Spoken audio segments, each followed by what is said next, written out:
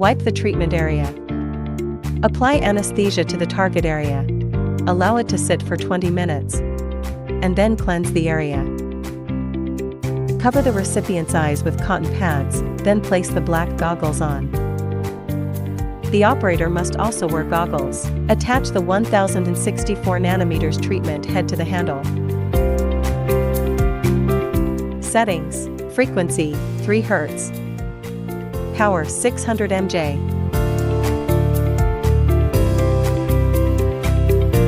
Tap Ready button to start. Hold the treatment head 3 to 5 centimeters from the mole area and press the pedal with each operation. Apply a repair product to the treated area.